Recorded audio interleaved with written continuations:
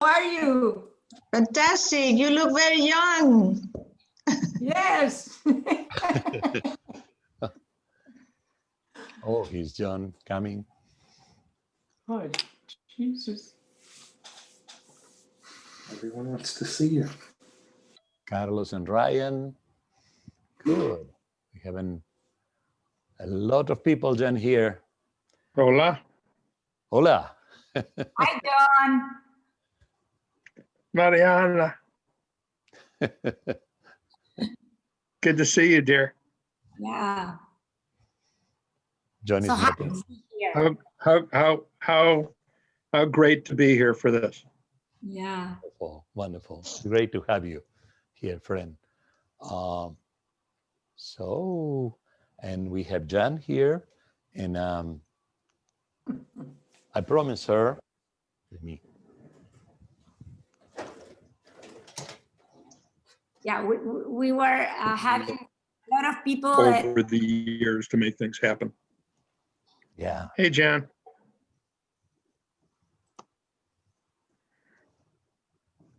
I got your card. Thank you. Wonderful. I'm recording the session for those who cannot attend. We try to find the time of in between Beijing and Buenos Aires. Let's put it that way. It's hard to believe, but What is that? Wide line. It's like teetering on the international date line somewhere. exactly. Somewhere in the world is very early. That's very Yeah, also with people that are in Europe. For example, Carlos Estivil from Pescar is in London, so it's 3 hours more, and also Spain is 5 years more than now. So here in Argentina is 8 p.m. So Wow. Oh, Jimena is here. That's wonderful. These are friends, longtime friends from Florida as well. Pancho Uranga. So the Urangas are coming. I can see Mariano and see Pancho. You know, Silvia has a lot of, a large family. All of them also polo players, most of them. So they can form a team, I guess. Good. So here's Carlos from London. So and we do have friends from Beijing, China. Right now, there's 7 a.m., 7 in the morning. wow. Good morning. Good morning. yeah. But I'm in St. Louis, Missouri, so it's 6 o'clock in the evening. Okay. Yeah. Here in Sonora is 4 p.m. Oh, wow. Wow. Yeah. Hola, Gonzalo. Hello, John. Here in France, midnight. How great. Yourself. Someone's trying to talk to you, I guess. Yeah. Yeah. Gonzalo said hello to you, Jen. He's on the Hi. Hello, right corner. Gonzalo. How are you? How are you doing? Very, very well. Very well. I see that you're nice. Very nice. Yeah. Jack is here with me. Hello, Jack. Thank you, Jack. Exactly. We are getting there. That's Look for wonderful. Jan from Samuel, Mexico City. Samuel from Mexico City. So we have it's like the arch of, what, Roger? Yep, all these There. people want to say hi. Hi. Hi, everybody. Hi, Sylvia. How are you? So we are giving a little minutes more just because there are people that is join us, and we are telling you there's a lot of, it's a wide hour session. 7 a.m. in China, 4 p.m. in Mexico, 6 p.m. I think in Chicago, 7 p.m. in New York City, 8 p.m. in Buenos Aires, Argentina. Midnight in France. Okay. It's always 11 midnight in France. for, Hello, John. This is Lucy. Past midnight in Lagos. Hey, How Lucy. are you? Hi. I'm fine. Good to see you. Hello, everybody. Mariano Uganda, yes. Yes, Midnight. yes. So, Lucy is from Rwanda, I think. I'm a Lucy is from Nigeria. She's in Nigeria, Lagos. sorry. Wrong Probably country. from Lagos. Lagos. Wow. here. From Nigeria. That's hilarious. These are all the places Yeah. that we went. Yes, exactly. Exactly. They're coming together. Darlene and Philip. That's great. Not bad. It's only 5 minutes to 7. I'm glad we ate. Yeah, me too. Yeah. So funny, like Jane's finishing up dinner. I have a few minutes while we are connecting to make a commercial. This is a private joke between Jan and me. This is a story I told Jan, and she thought about it. When I was very young, in mid-college, we decided to do something called wild marketing, and we started doing a joke, a prank. One of us will go first to a kiosk and ask for boo-boo crackers. And the second one, they will say, no, we don't have boo-boo crackers. Then the second one came by and asked for the same, and they said, no. The third one came, and then the guy in the kiosk said, well, we are going to get boo-boo crackers soon. Then about the fourth or fifth came and took the order for boo-boo crackers. So when I told this story to Jan, she made me a set for myself. So with exactly animal crackers, which I do. we spent a long time with Jan making jokes on the road, different roads, different jokes. So I promised her I was going to do a commercial, so maybe we can sell some boo-boo crackers finally. Okay. Well, we are going to try to make this both formal and friendly, because we are both things. We are serious people and long-time, lifelong friends. So welcome everybody. And our MC is Mariana Sala, who's the CEO of the Kaufman Center. So I will let her to introduce us and lead the session. It's a pleasure to be here, and I'm honored to say welcome to this. I'm very pleased to give you very welcome to this ceremony. As all, we are living the pandemic as a virtual session.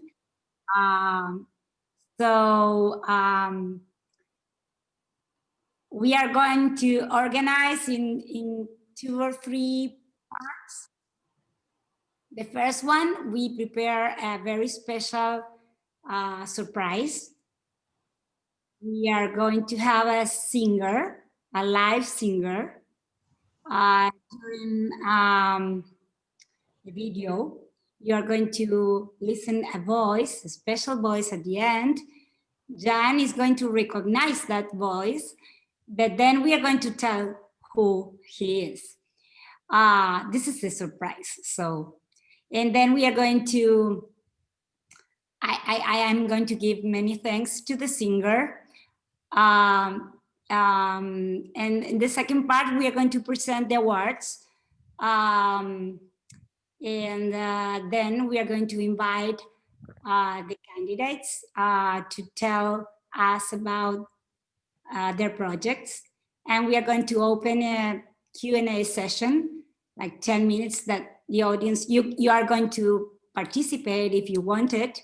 And in the end, we are going to present the candidates for the 2021 Social Impacts Award that is open, but this is our agenda for today. So I will say ni hao to the Chinese community. That is hello or hola in Spanish. So I guess you can understand the presentation is in English, but we are going to make an effort just to speak slowly and you can understand us. So let's go to the surprise. Please mute your microphones. And also if you have headphones, perhaps you're going to listen better. But let's see.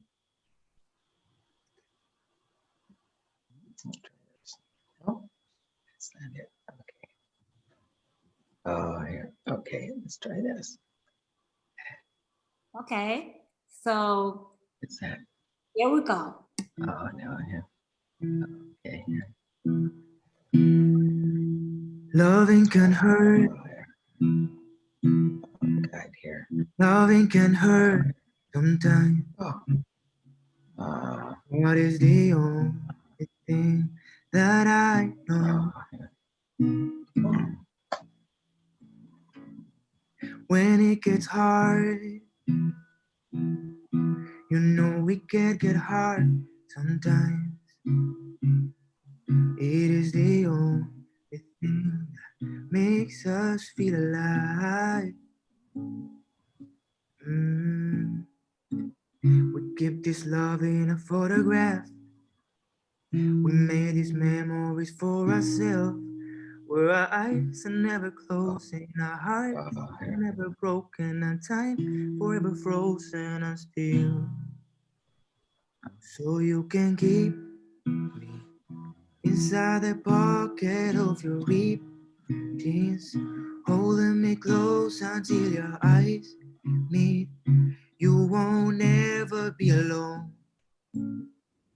Away from me, and if you hurt me, that's okay, baby. Only words bleed inside these pages. You just hold me, and I won't ever let you go. Wait for me to come home. Señor Roger, Osvaldo tuvo el privilegio de haberlo atendido siempre en su lugar favorito, el famoso restaurante Dora de Buenos Aires. Gracias por todo. Siempre lo recordaremos con el corazón.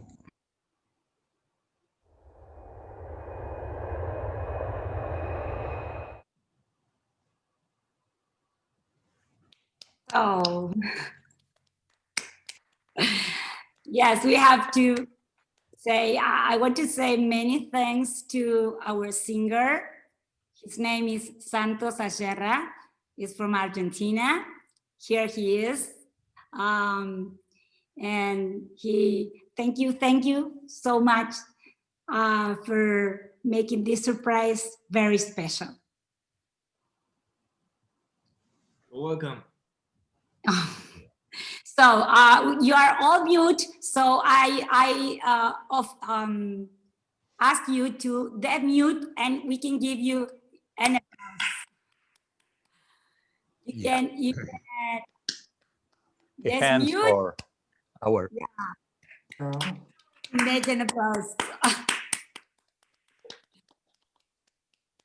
Los So, Santos. Gracias.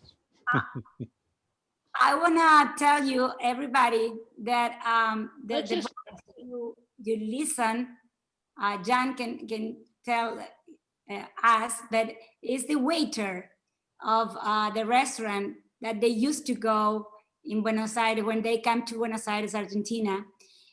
His name is Osvaldo. I called him and he was so honored to leave Oh my God. the message.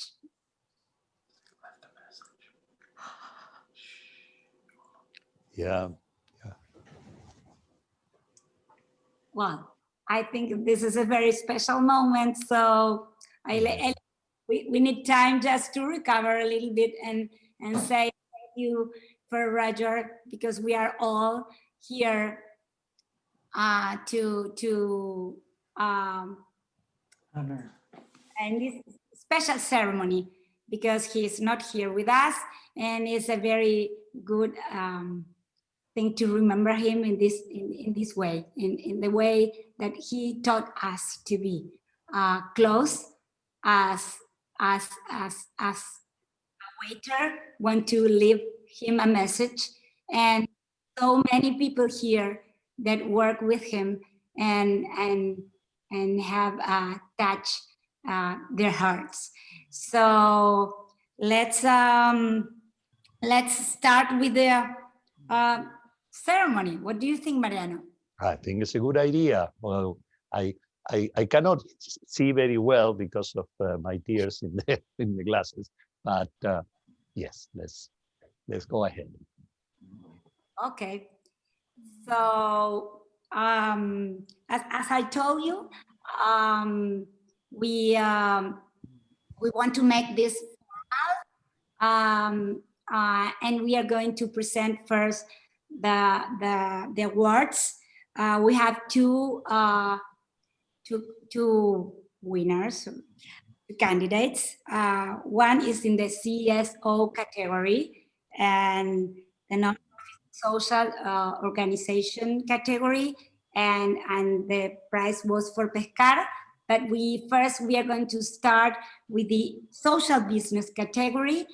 Oh, isn't that wonderful? I'm so happy. Oh, that's wonderful.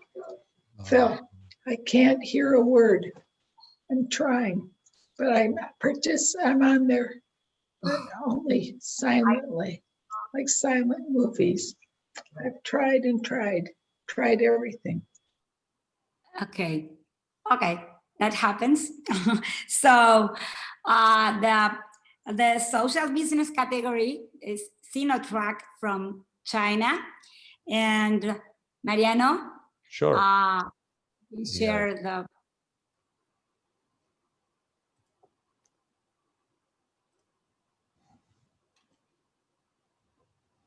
Okay, so you're going to announce. Exactly, on the business with outstanding social impact, our awardee for the 2020 Roger Kaufman Award is Sinotrack from China. So we welcome them and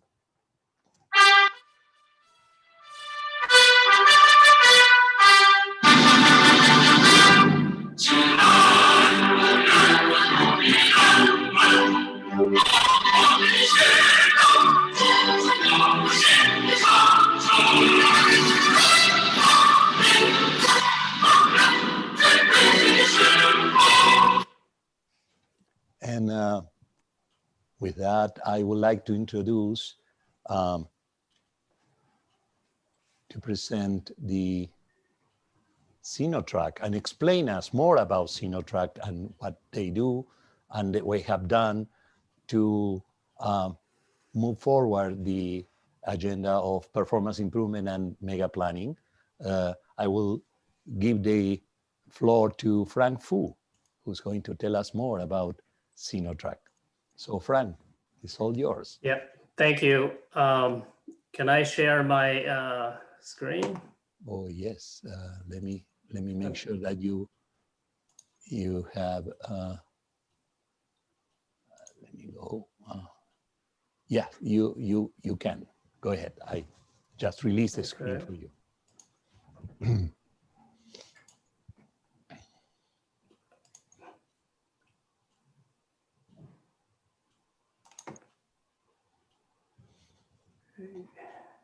we are taping this session for those who cannot attend and for those who, even in China, are connecting as well.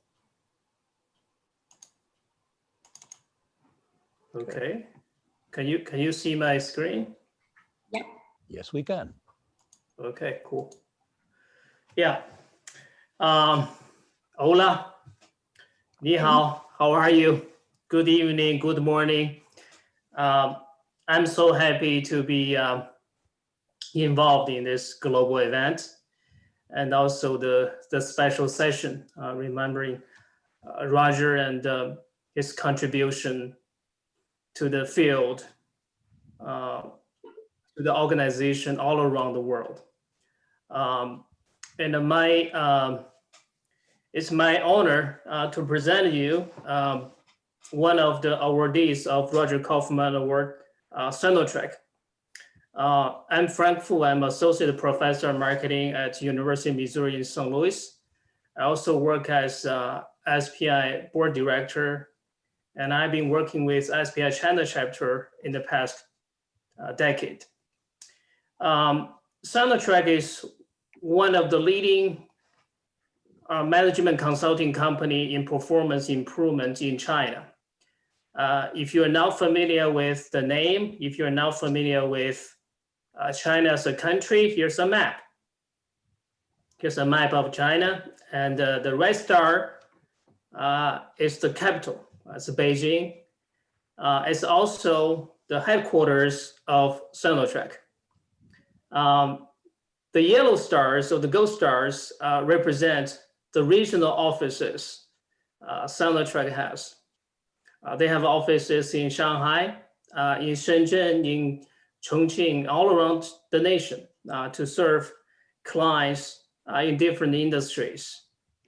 It is some will say the leading company in performance improvement in China, measured by sales revenue, the number of clients served, the number of employees. But if you walk into any of the offices of Sonotrack, you will see vision and the core values on the wall of their offices.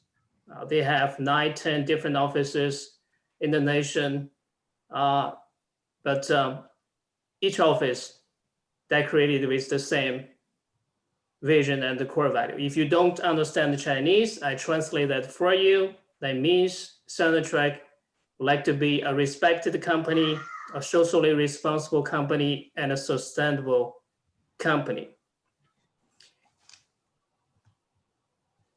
And these are the leaders, consultants of Sonotrack. They have over 100 employees. Many of them are leaders in performance improvement research and practice. And also you can see the companies, the clients they serve. Many of them are state-owned enterprises like China Telecom, China Merchants Bank. Others are multinational corporations like a BMW, Johnson & Johnson, so on and so forth. But if you talk to any of their leaders, any of their employees, they will see what makes them unique are the values they believe, the visions they have, to be a respected company, to be a socially responsible company, to be a sustainable company. All of these are mega level goals. And these are the secrets they have for their success. And these are best manifested in the process of Sonotrack introducing ISPI, HPT, CPT performance improvement in China, starting 10 years ago.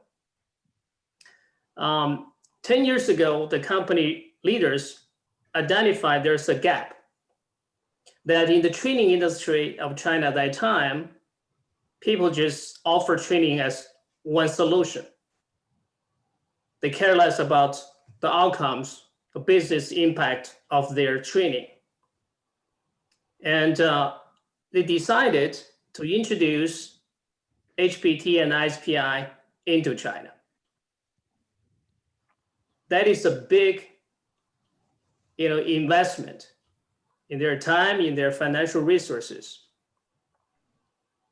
They want to do that not only because this is profitable. Actually, it's not that profitable compared to other opportunities. If you're familiar with the history of China in the past decade, the economy of this country has been developing pretty rapidly. There are many opportunities for them to make quick money. And some company indeed made some quick money. But they said, we want to be a socially responsible company, so we will invest in the long term because we believe performance improvement will benefit the country, will benefit the industry, will benefit the whole nation. So over the years, they have performance forum each year. This year will be the 10th performance forum on the November 6th. They published over 50 articles. They translated 6-7 books. They offer over 1,000 meetings, gatherings, and over 100 workshops. Wow. This is indeed an investment. But as you can imagine, in most of the innovation adoption process, new product launch, there's no guarantee of success, no matter how heavily you invest. Actually, in the first 5 years of that process, there's no successful return. In fact, they're losing money year after year, 5 years in a row. For any company, as you can see, that's pressure because the leaders have to decide, do we continue or do we stop? Especially when other companies are making quick monies, that's a tough decision. Mm-hmm. But the leaders of Sinotrack look at the vision, look at the core values of the company, said, how do we do? Are we fulfilling our own value? Are we implementing our own mission? The answer is yes, so let's continue. The breakthrough took place in 2016. It's like almost overnight, the whole country wake up. They recognize the importance, the value of performance improvement. Today, almost everyone in the training industry in China is talking about performance improvement. And that's one of examples of the outcomes at the mega level. That's the mega level.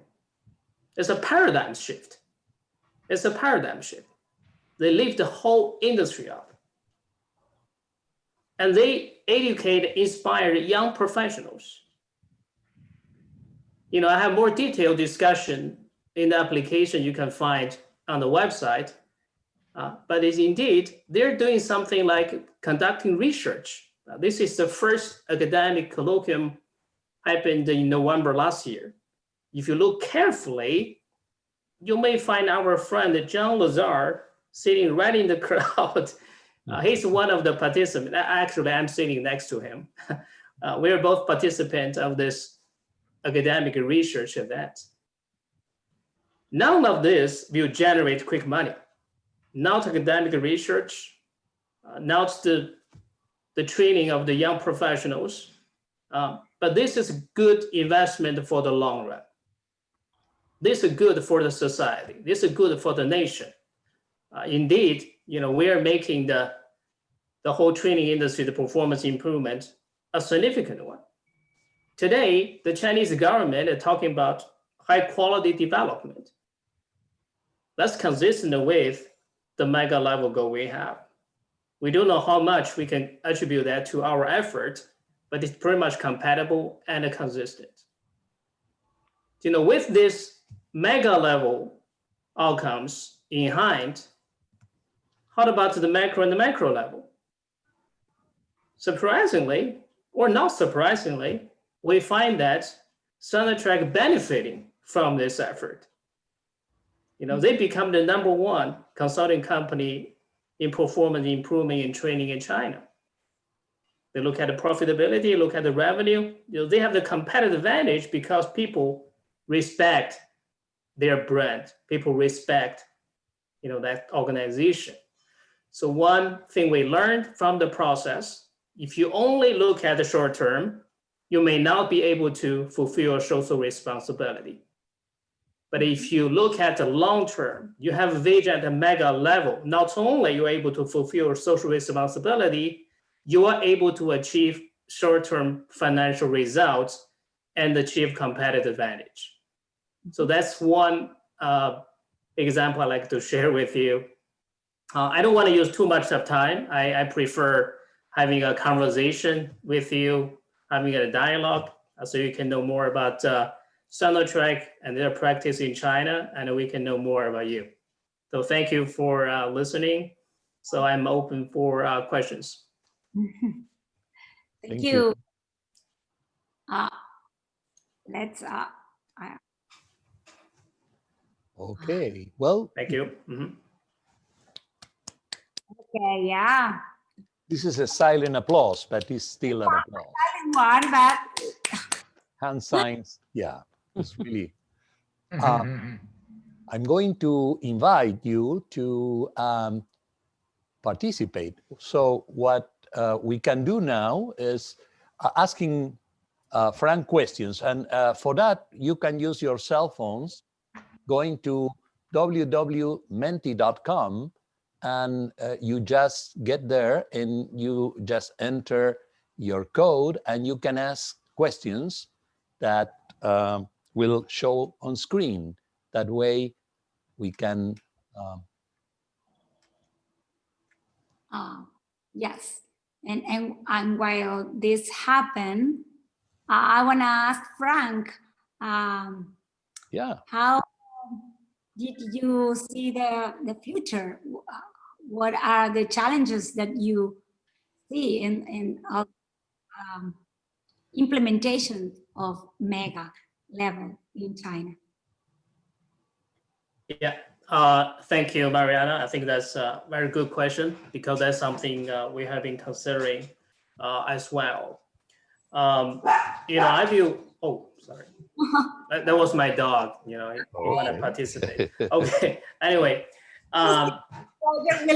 So, okay.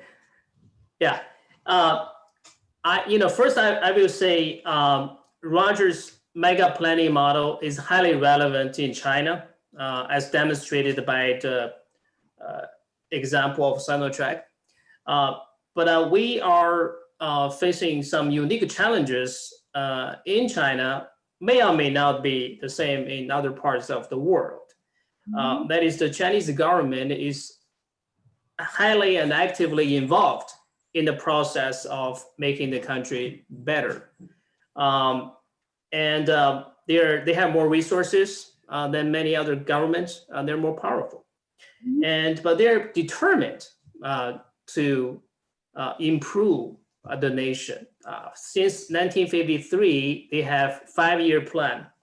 I think developed, right now we're in the 13th 5-year plan, and they're in the process of developing the 14th 5-year plan, range from 2021 to 2025. They have GDP growth goals, like the economic development. In the past decade, it was double digits. Right now, it's like 6-7%.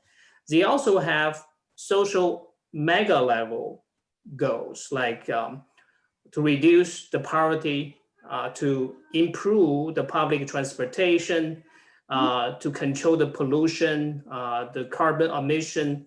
They have all of that.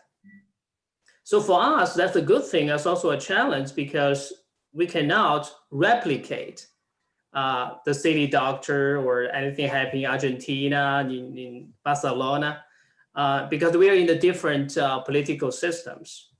But we realize that they can also work for our advantage because the government in China is so eager to make this mega level changes and the impact. As an organization, for example, Sinotrack, what we need to do is to ensure our vision, our core value is consistent with that mega level goal set by the government. And say that you have the results now to show that this point of view brings so many good things, right? Yes, depending on which industry you're in, you may be able to work on the pollution control or poverty reduction, but using training, Sonatrach as an example, one initiative Sonatrach said is that we want to integrate our training courses with the public education of China. So that's why we want to educate the young professionals. So they are able to work with the Chinese government agency. I believe that's Ministry of Human Resource and the Social Security. So they will work together to set standards, national standards for performance improvement related to training. So that's one thing you can do. That's clearly mega level. That's clearly partnership with the government, but you need to make sure your vision is at the same level. So they are able to work with you. So that's one thing we learned. It's probably not the same model as in Argentina or in Barcelona, but we're able to contribute at a mega level. You just need to be creative to find the best model that's useful and serve the Chinese market. Yeah. Sure. Well, we have three questions. Then we're going to leave the place to the other candidate, that is Pescar from Argentina. Well, we are having more. Okay. So you can choose our huge questions that I think that we have. What was the most difficult to introduce mega thinking in China's companies from Colombia? And well, some of the second question, what are the benefits of mega approach for Chinese companies? You tell us in the presentation, but let's ask this first question. Yeah, what's the most difficult part? Just as I mentioned, it's probably the paradigm. People in the past, the China came from a planned economy. So, that's a socialism society. So people are doing what they are assigned to do. Here's your job, you do it.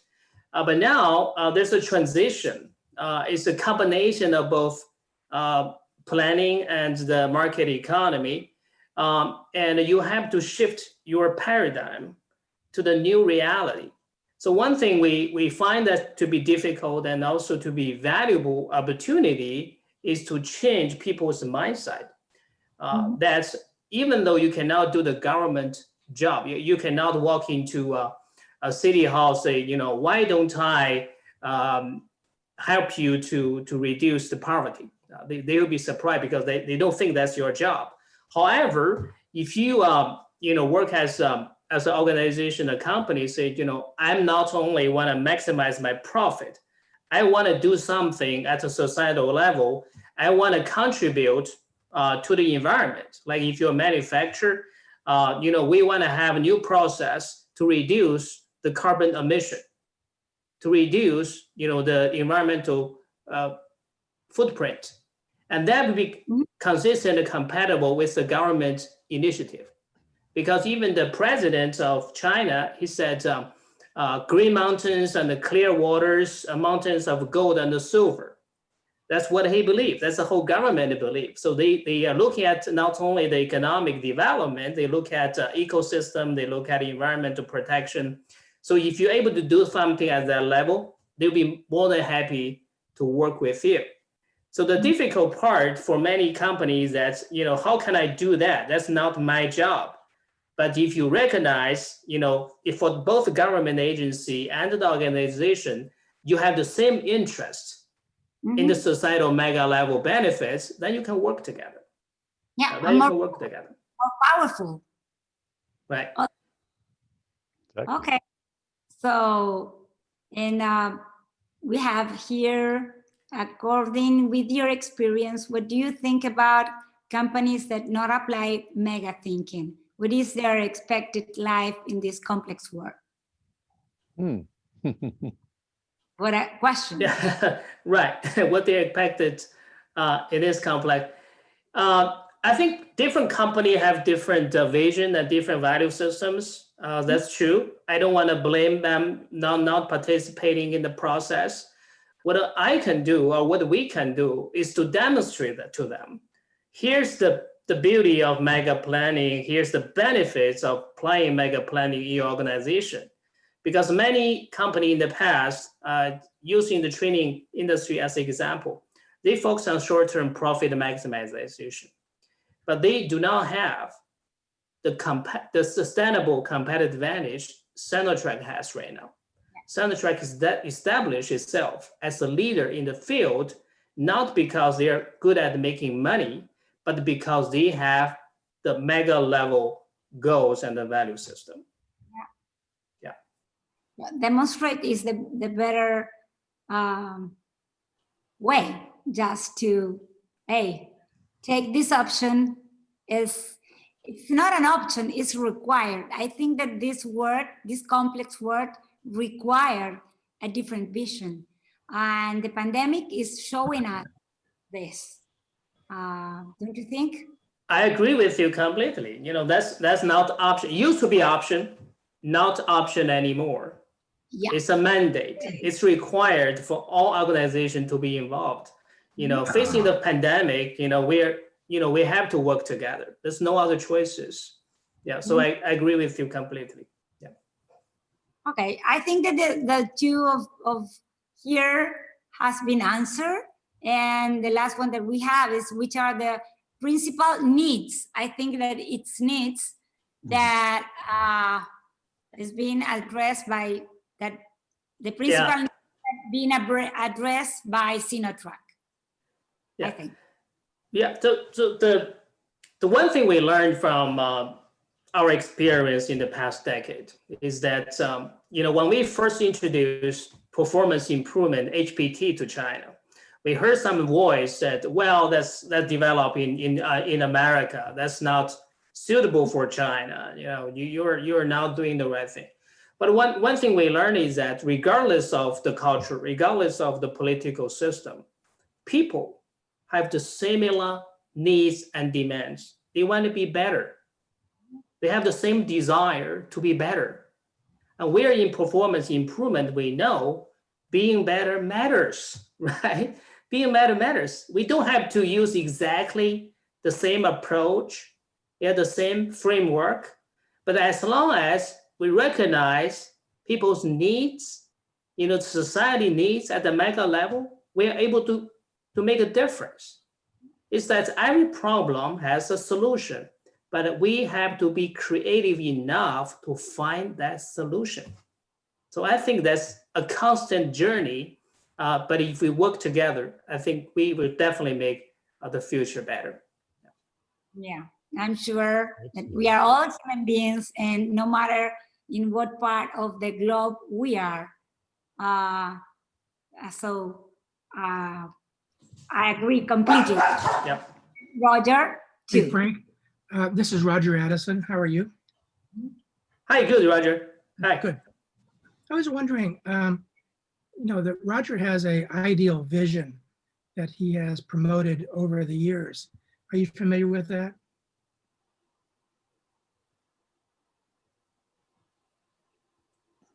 Oh. Sorry, am I missing something? The minimal ideal vision. Are you familiar with that, Frank? Yeah, I think so, but he's without. That's okay. That's okay. No.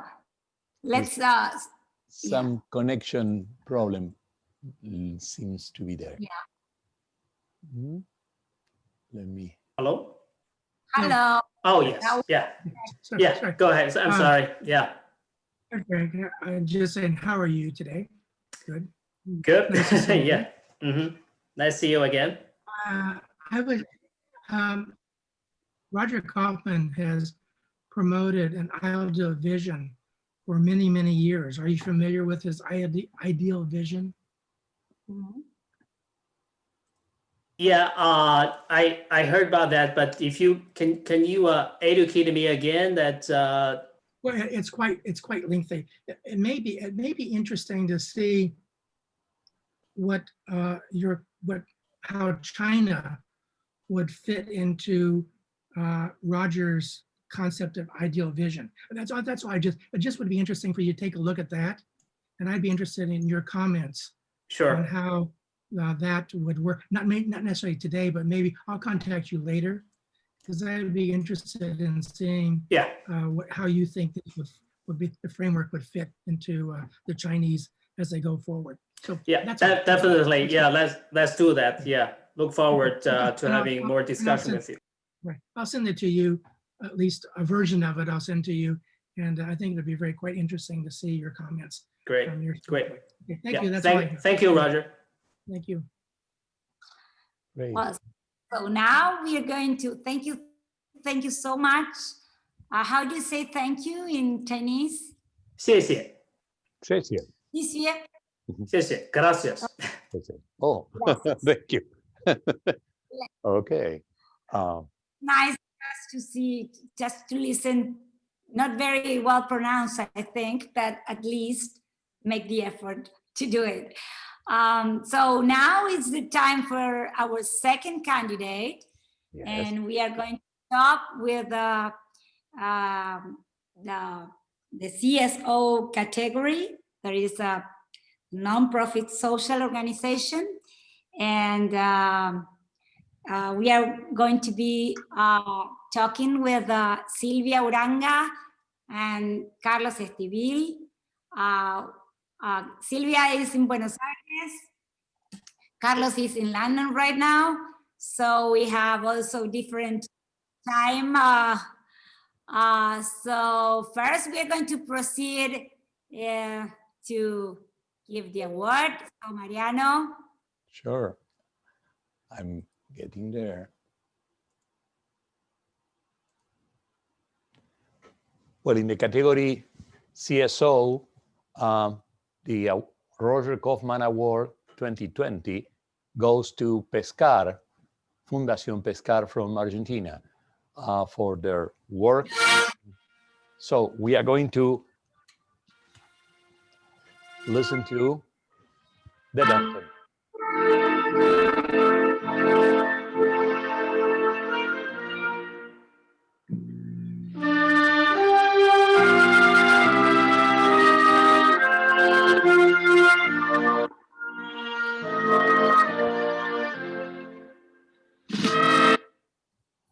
Wow.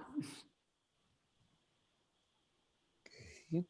So we will invite Carlos and Silvia to explain a little more about what Pescar does and the way they approach. Go ahead. Yeah, first I'm gonna share, hold on a moment. I wanna share a video presentation that they have just to, okay. Wait a moment. Sorry.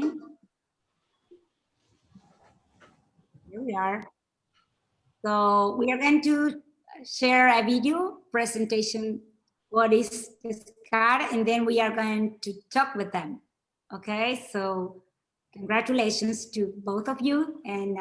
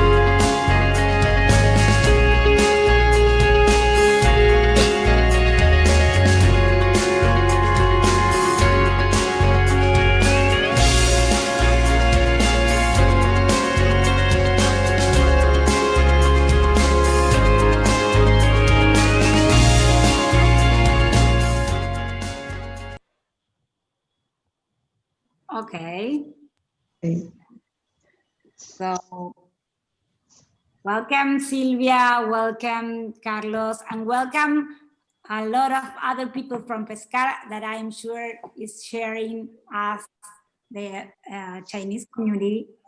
So it's a pleasure because I'm from Argentina and I have my heart here also. But I'm very proud of what Pescar did in all these years. So I think that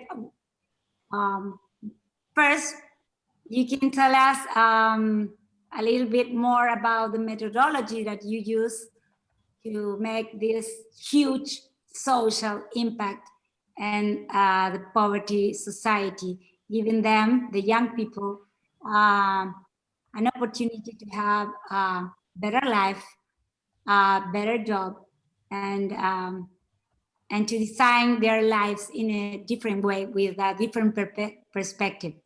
So there's a lot of people, of young people that I'm sure they wanna be here sharing this moment. So I'm happy we are recording this, so then you can share this award with them. So thank you, Mariana, and thank you, Mariana also, no?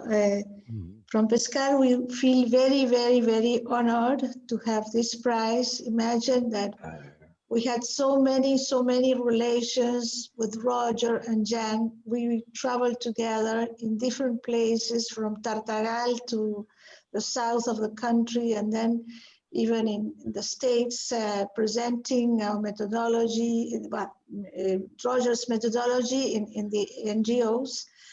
And really, being Jan here and also the founder of Pescar, Eduardo Palmero, in this presentation for me is really incredible.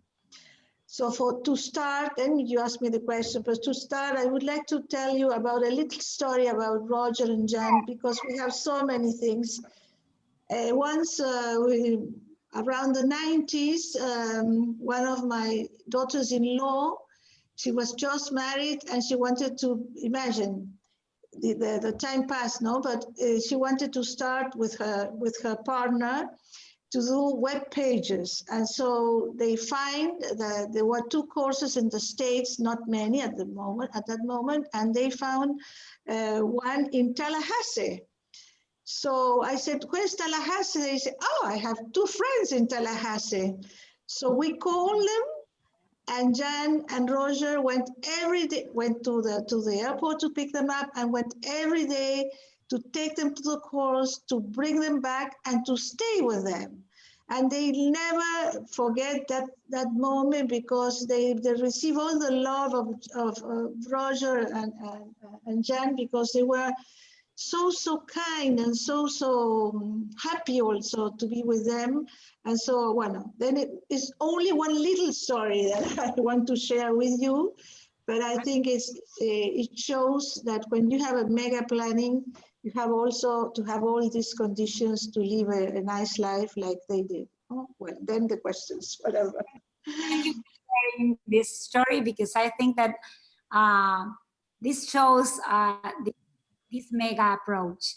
The mega is not to see from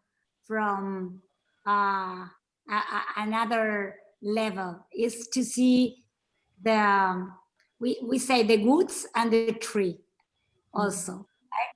So, and to be so close that they can pick up like a young girl with, I can imagine going to the States at that moment, and to someone to receive you as you were home is some of the characteristics also to this mega level. So thank you for sharing this story, and tell us a little bit more about Pescar, because Pescar was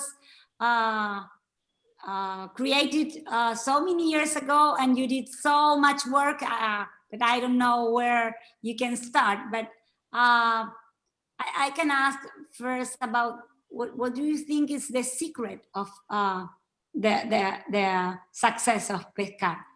Well, this answer we will share it with Carlitos, no? I think that the secret of Pescar is a founder in Brazil, started with a methodology that really is mega planning, because it has the way you do the centers is to involve all the community, but you involve the businesses, and also it's always looking to find a way to help the community, help the families, help the people, the beneficiaries, but also trying to see all around the life of all our beneficiaries. But I would like that Carlitos tells you more about the methodology. But we started, Tato Palmero, that's around here, he came to me and to 2 or 3 persons more and said, we have to do this in Argentina, and we did a team. We also, I would like to remember something that Roger put me in my head a long time ago, that is to feel always that need as a noun, not as a verb. And so when you have that thing inside you, nothing can stop you, because you always think about the consequences and the responsibilities, and then the societal responsibility that you have for the community. So Carlitos, go ahead.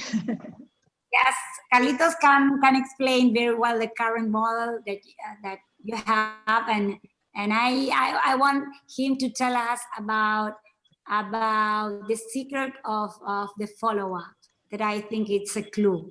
So Okay. I let Carlitos talk a little bit about it. Okay, really delighted to be here. Thank you, Mariano, Mariana, John. John Lazar, that worked with us in the May process about Sonora Arizona meeting. Thank you, everybody. I have to be really honest about this answer. The secret of Pescar, at least in Argentina, relies 90% on Silvia. That's a fact.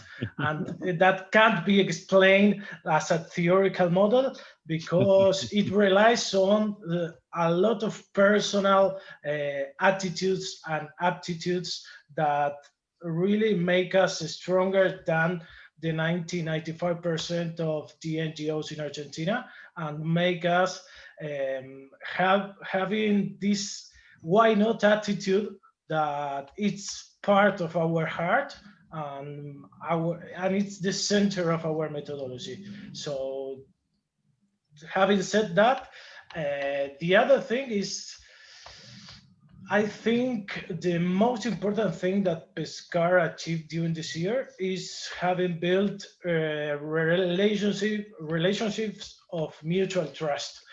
That's the main important thing when we think about being able to break our training records in this COVID-19 year. You can't only explain it when you look backwards, and you can see and detect each and every person and company that really trust on us and was able to keep on working with us in this particular year. And that's a really important thing. So far, 2020, it's been the most defined year in Pescar history. And I'm gonna tell you a little story about our last 2 or 3 board meetings. Tato Palmero, it's around there, asked us to make our board meetings more frequent, because it was the only time that he heard people telling him good news. Okay. So that was like a real message in our last board meeting, and it's like synthesizing our 2020 in Pescar. And it's all about the team. It sounds like a made own phrase, but it's all about the team, and the why not attitude. It's one of our signatures. And I think that you also took during 2020 with all these uncertain moments, you keep on working on your very focus on what you were doing during all these years, and also a wide perspective because there are another needs, and you find new ways to continue doing this mega social impact. I want to read what Edgardo Palmero says. That says it is an honor for the Pescar Foundation to receive the Roger Kaufman Award, and it commits us to continue working to transform lives for a better society. And I'm sure you are working in that way, and in many ways, other ones. What do you think about the future? What do you think are the challenges on and continue doing your work and this wide perspective? Well, I would say that the methodology of Pescar is a non-stop methodology because you're always doing things for good, but it has like some secrets. Everybody that takes a course in Pescar is not obliged. They go for the liberty. Then if they have to pass by some interviews and they have to arrive to the course when they want to go, but when they are able to go because they have an attitude, they have a compromise, and they will go on having the training. Then in the training we have two parts. Half is skills for life, and the other half is the technical or training that you have. But skills for life is 50% and the training is 50%. So what always Roger said that we had to teach to be a good citizen and a good person. So that makes you to make the young people or the not so young people that we train now, that to have a project of life. And then when they have the project of life, then we have the follow-up that you had Mariana asked before, and we go for the students that we have 2 years, asking them if they finish school, if they are studying, and if they have a job. But also now we open a big alumni because before we couldn't do, but we couldn't have it because the technology wasn't so good. Now we have a very good technology. And really, what the achievements we are having with the alumni of Pescar, it's incredible. They study, they work, they have families, they work in the community, and really the results, when you saw them a little bit in the video, but the real part is to see that they are a society that is alive and trying to be good. And so also what I would like to Carlitos to say is about involvement, about the involvement about our team and about the businesses and the governments or the institutions that help us. So go ahead, Carlitos. Okay, yeah, one of the main things about Pescara Center's model is the engagement and truly involvement of the private sector, not only financing the training of vulnerable youth, but also to deliver it. And that's a distinctive thing about the Pescar model, because when you think about corporate responsibility, you not always get the people of the company that is putting money in some initiative with their own hands delivering the program and committing their own time and their own skills to develop that kind of skills in the target population of the initiative. So that's like a distinctive issue about our model. And related to governments, I think that I forgot Marco Murray. that basically we can deliver in a way, in a professional way, that they can't do it with their own if, with their own personnel or human force in the territory. And that's the main thing that they saw in Pescar, because as a matter of fact, this year we started with the first Ministry of Education program, basically in Neuquén province. And it's the first time that we have the full support of the Education Ministry to deliver a program in the schools. I think, and we all think, that it's due to pandemic in some way, but we are achieving a great result in this program. 400 people attending. It's incredible. I think it's incredible. So, and what I think that is very interesting of this model is that sometimes when you are talking about social impact, you are thinking about charity or something like that. And I think these models show us that we are nowadays facing this challenge that we have to build networks of networks and work together. And I think that Pescar find a way to join two parts of the possibility to make this social impact. And this engagement that you are talking about, Carlos, I think that is because it's not only about finance, that it's probably is, well, yes, we need to do to have this financial and also other supporters that they pay the salaries of Pescar people, but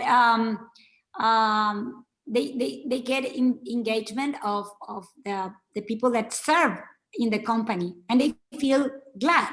I want to tell you some story about that, Carlos, because you told me some stories about what happened this year with a lot of people that want to participate, right? Yeah, I don't know what you're gonna disclose right now, but go for it. No. The only thing is that you tell me a story about, for example, you have, I think, the JP Morgan working and giving this technical training to the Pescar groups, and also the personal skills or skills for life that Pescar give to them. And sometimes it's difficult just to find volunteers to give this training. And at the beginning of this year, you have more volunteers of the private companies that want to help just to give this training. Yes, in that sense. Go ahead, please. No, go ahead. Okay, now in that sense, we found a lot of people willing to help. And perhaps being inside our homes 24/7 during pandemic times, like enlightened some people, or perhaps all of us, to commit a little portion of our day to make something that improves the general picture of society, and without having to commute like perhaps in Buenos Aires, the average is one hour per each commuting, so 2 hours a day, and people really was wondering to find, and it already is wondering to find places and opportunities to from our homes help people that it's in need. And the same thing happened with companies. We found companies that been allied to us, I don't know, from 10 years, telling us it's okay, we are going to continue doing this, but I also want to strengthen the food supplies for social communities in this area. Can you do it for me? And that's the main thing about 2020. Yes, we lost our focus in some point because we are a youth training NGO, but we found a lot of opportunities for delivering good. And that's like the synthesis about 2020 for us. I don't know, Silvia, what do you think about it? No, I think also, yes, of course. But I think also that something happened this year that it's very important for the results in social life. Our beneficiaries are in their homes. They open their homes, and we had every day they find a place to study, and they really live in very shanty, I would say, houses or poor houses, and they have a time. They are respected because they are studying, or they are trying to train themselves to have to include themselves in jobs. And for me, it's something incredible because we started to talk inside the homes about education, about performance improvement. So for me, it's really, Mariano would be very happy to see, because we have traveled a lot together, to see that respect that they have, these beneficiaries that came in Pescar with all the freedom, how with this trainee and with education and being every day at the same time synchronized with a trainee, they really find a place in the homes, and the family found the place for them, and the family started to get better, also trying to train themselves in different courses. So that for me is very important for this year. So that is why many volunteers of businesses wanted to partner one of the students to help him to find university or to find a new job. So that is very important thing that happened this 2020. Yeah, this been the year of the side effects of Pescar, of the collateral effects of Pescar for sure. Well, and also, I would say that the compromise of the group that works in Pescar is 24 hours active, and they are happy and they are compromised, and that makes a difference, no, I would say. In the meanwhile, we share the Menti if the audience want to ask questions to Silvia and Carlos. I would like to say that they are landing in Mexico right now in a few times. So perhaps we are going to find Pescar not only in Buenos Aires, but in other parts of the world. So that will be very mega level. Yeah. So here we have some questions. If you want to www.menti.com and use the code 2727676 while I share the questions with Silvia and Carlos, no matter who want to answer. How did you get to Pescar current model? And how do you keep online students engaged? Well, I would say that this Mr. Link, that was the founder of Pescar in Brazil, in Porto Alegre, that started with this methodology, started with a methodology that helps the people to involve in the in their own life, and also to train themselves always. So this methodology has improved a lot, but it was from the beginning half skills for life that are now, they are very famous, but imagine 45 years ago or 47 years ago, nobody talked about that.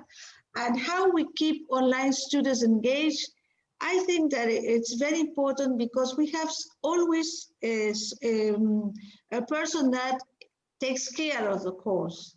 And also we train them to be organized, to have a schedule, and so really we don't have dropouts this year. It's incredible. And we have long list, even that we have 44 centers now ongoing, long list of people that would like to have to be trained by us. But bueno, Carlitos, go ahead. Okay, now one thing about how did we get here on the building of the current model of Pescar. I think that there's a huge thing about how it developed and it evolved in Argentina. It's quite different from the original model in Brazil, as Silvia was telling. But I think that the main thing that made it change is the need of flexibility that we need in Argentina to survive through the years. And we can't think even one moment in Pescar needs. We have to think about our companies, the companies that trust in us needs, and our beneficiaries needs. And that was, and always think in that two directions is what make Pescar what it is today. And I will take the third question. How so you work with Barrio 31 City? Okay. Basically, in Barrio 31. Yeah, we can tell something about Barrio 31 first, Carlos, because perhaps some people from the audience don't know. This was a very huge slang in Buenos Aires, and they decided to have change from slang to neighborhood. Barrio is neighborhood in Spanish. And now they're working very hard there with different programs from the government of the city of Buenos Aires. And I think that Pescar was involved in that neighborhood working and training these people, these young people. Yeah. Well, as a matter of fact, here we have Mario Perel Rosen, for example, the team. We learn about Pescar by working with Barrio 31 City Doctors Project. And we found out that we asked, who can tell us about following up people? We want to know what happens with the poor, with the people who, what they call neither study nor work, young people who are in slums. So who takes care of that? And they pointed us towards Pescar. Little did I know that I was going to find again Silvio Uranga, with whom we have worked with Roger 20 years before in Refinor, north of Argentina. So I think it's very interesting to see how they manage to address this challenge. How can you help the young living in such conditions to keep a job or to finish school? Well, one of the our priorities is that they finish school, because if not, they don't find a job. And also is creativity. We always try finding the way, but in this pandemic, they have found very, very good jobs in pharmacy, in all the real new jobs that they were defined in this time of the pandemic. So but I think also that what we teach them a lot, not saying that, but I would say that what we do is also always like Roger said, no, a need as a noun and not as a verb. And I think if you have a project of life that it's around what you must do, the results, but going step by step, it's very important. And for the finishing school, we have an alliance with a platform that is called Aprender en Casa, and that has everything there. They have primary school, secondary school, but then we have also all our materials to find a job and to find a career. So that is also very helpful for the family. But we have like something that we always say, that you have to study to work, but then work to study all your life. And I think that we put them inside it's like a percussion thing in the trainee, no? And so I think that one is of the secrets that and the follow-up, all our team follow-up, they know the names of every student.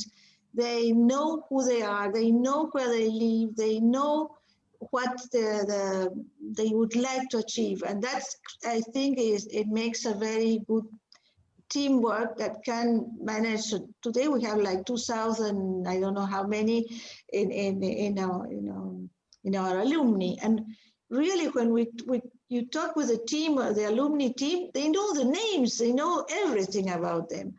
And it's like having everything near, not being near, no, because of pandemic. And so, Carlitos, I don't know what you want to add. Nothing in particular, but yes, about the follow-up, perhaps we build reference for that youth that they don't have it in their daily life, and that's one of the keys. We have like our staff that works in the alumni and the responsible of it in this conference, so it's one of the main assets, I think, because being able to get in notice about any change in their academic and working status make us able to intervene on that reality. If you don't know it, you can't intervene. And when the time goes through, and I don't know, 1 year after graduation or 2 years after graduation, you get to, if you don't make a proper follow-up, you lose a lot of opportunities to rectify the working path of each particular youth. So that's our mission now. I think that's a very good clue, because it's like a mentoring program. Here we have Margot Murray that knows a lot about mentoring, and I think it's a supporting system. It's not a follow-up, but it's a supporting system for people that they are not used to.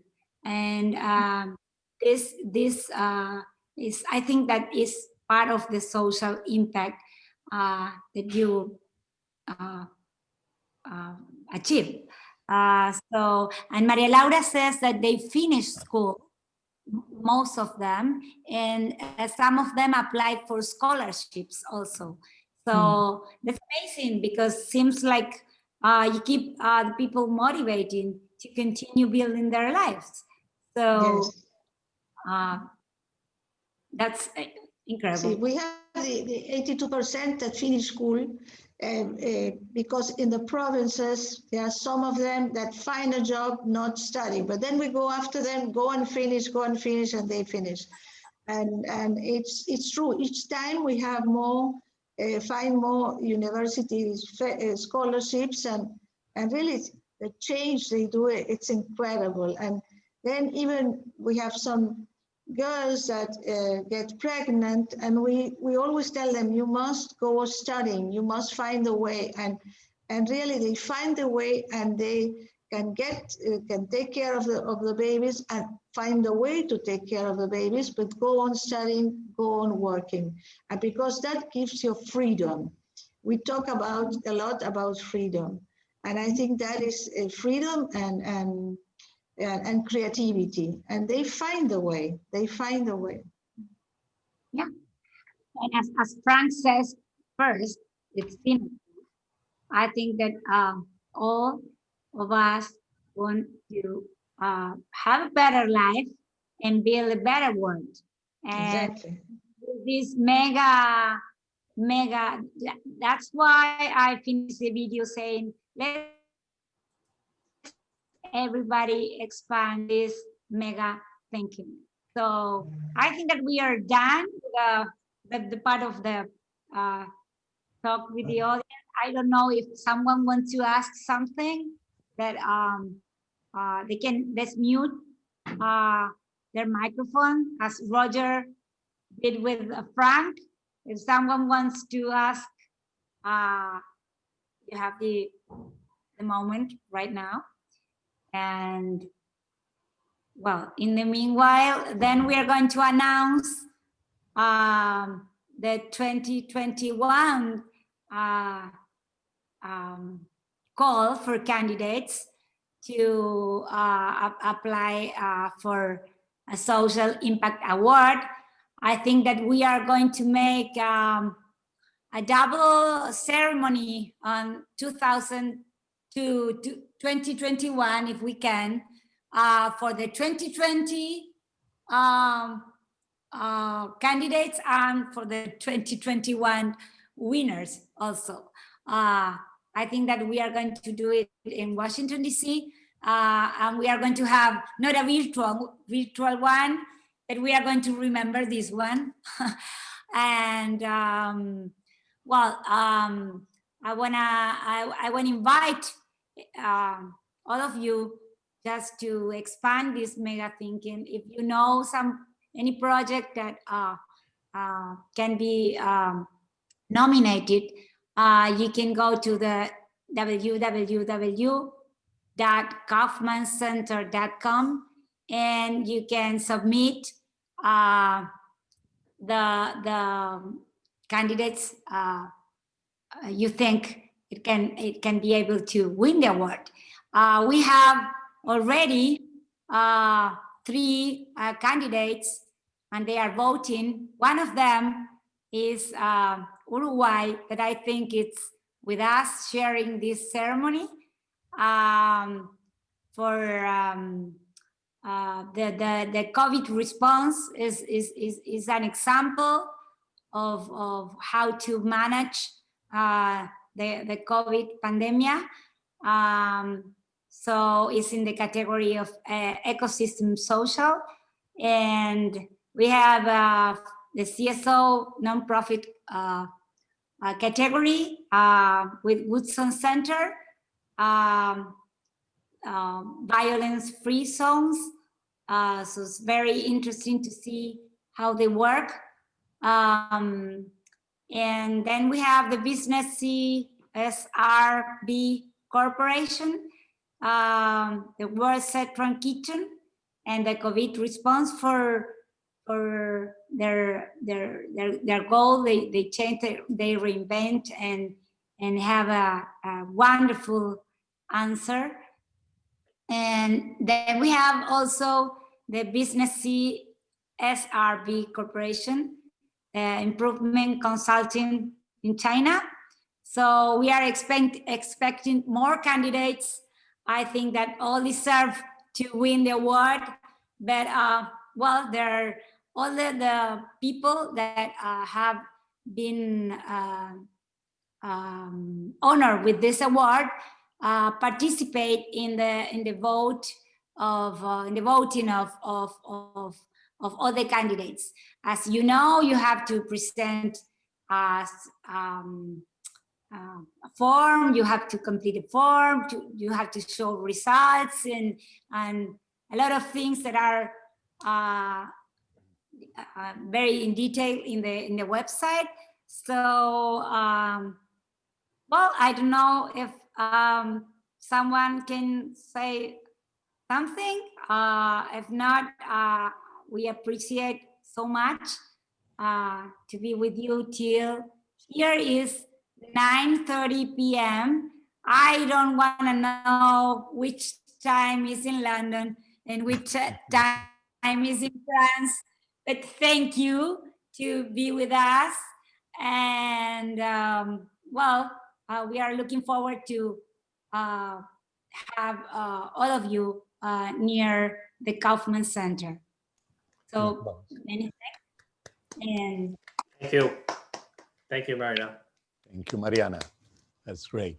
So we wait for you and we will stay in touch before November 30. Please submit your candidates. All the awardees of previous awards are part of the committee that will judge the next candidate. So that way we keep expanding the number and the areas. So we have Never Again Rwanda from Africa, Barcelona Activa from Spain, and now we have also Pescar, and we will invite also and welcome all the new people that are, and of course Sinotrack, helping us to find merit and find positive things. So thank you very much for being here. And of course, thank you also for all the things we could share with Jan and Roger's family. Thank you. Thank you, thank you. And Congratulations, Frank. Frank, congratulations, Frank. Oh, yeah. Thank you, Thank you. Frank. Congratulations to you. Thank you. Thank you, Mariano. Thank you, Mariana. Good job. Thanks. Thank you. That's wonderful presentation, and thank you on behalf of ISPI also for all you do, and congratulations and wonderful tribute to Roger, and I'm glad Jan and his family could be here. So thank you and congratulations to the recipients. Thank you, Nancy. Thank you, Nancy. Thank you, Nancy. Great to see you.